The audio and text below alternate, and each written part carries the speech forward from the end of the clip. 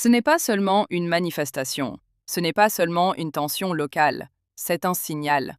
Un signal que quelque chose change dans le climat politique français. À Lyon, des groupes s'observent, se défient, se provoquent. Des responsables politiques s'opposent sur une décision sensible. La liberté d'expression est invoquée. La sécurité est mise en avant. Mais ce que vous voyez n'est que la surface.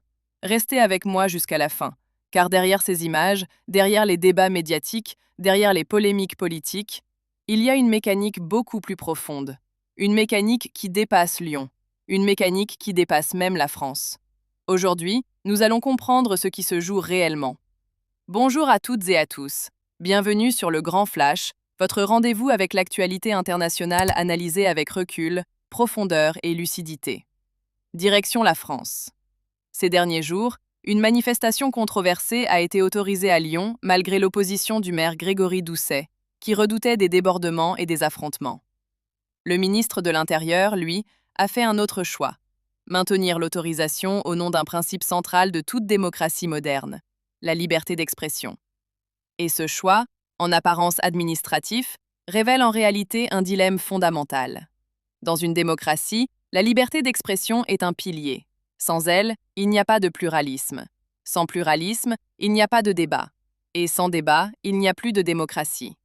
Mais une démocratie doit également garantir la sécurité des citoyens. Elle doit prévenir les violences. Elle doit empêcher que l'espace public ne devienne un terrain d'affrontement. Alors que faire lorsque ces deux principes entrent en collision? Interdire pour prévenir le risque ou autoriser pour défendre la liberté? Il n'existe pas de réponse simple. Ce débat dépasse largement le cas lyonnais. Il touche à une question centrale: comment gérer la polarisation dans une société démocratique?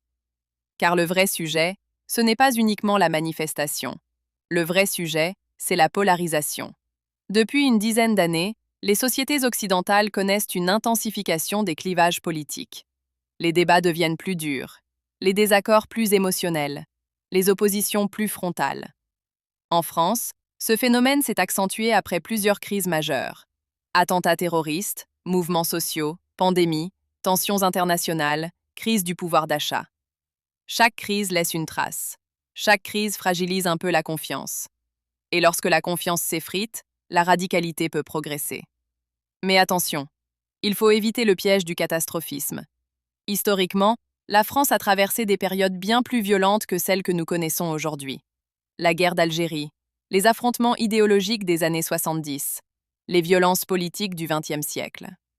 Comparé à ces périodes, la France contemporaine reste une société largement pacifiée. Cela ne veut pas dire qu'il n'y a pas de danger. Cela signifie qu'il faut garder le sens des proportions. Les données disponibles montrent que sur plusieurs décennies, la majorité des violences idéologiques mortelles ont été attribuées à des mouvances d'extrême droite. C'est une réalité statistique qu'il faut rappeler. Mais il serait trop simpliste de transformer cette réalité en lecture binaire.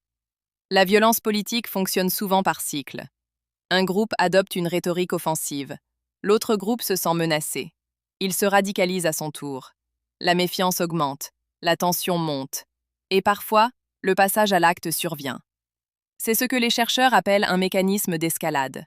Un cercle vicieux dans lequel chaque camp se perçoit comme défensif, même lorsqu'il adopte une posture agressive. Ce mécanisme est puissant parce qu'il repose sur la psychologie humaine.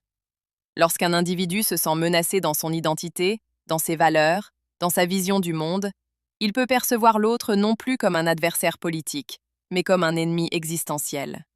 Et à partir de ce moment-là, la violence peut devenir, dans son esprit, une option acceptable. C'est là que la rhétorique joue un rôle central. Mais bien sûr que oui. La mort de Quentin ne peut pas être réduite à un simple fait divers. Elle devient un symbole. Un symbole récupéré, un symbole instrumentalisé par certains. Et dans un climat déjà polarisé, chaque drame peut devenir un accélérateur. Il faut être lucide. La violence politique en France n'est pas nouvelle.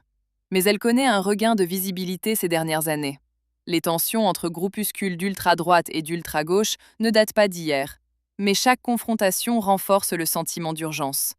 Les données montrent que, sur plusieurs décennies, la majorité des violences idéologiques mortelles ont été attribuées à des mouvances d'extrême droite. Mais la violence fonctionne rarement de manière isolée. Elle fonctionne par escalade. Un camp se radicalise, l'autre se sent menacé. La peur grandit, les discours deviennent plus agressifs, et parfois, la rue devient le terrain d'affrontement.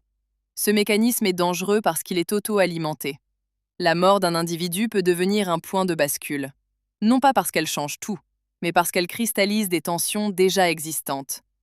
La grande majorité des citoyens condamnent fermement ces violences. Mais une minorité active, souvent jeune, souvent radicalisée, peut suffire à créer un climat d'instabilité.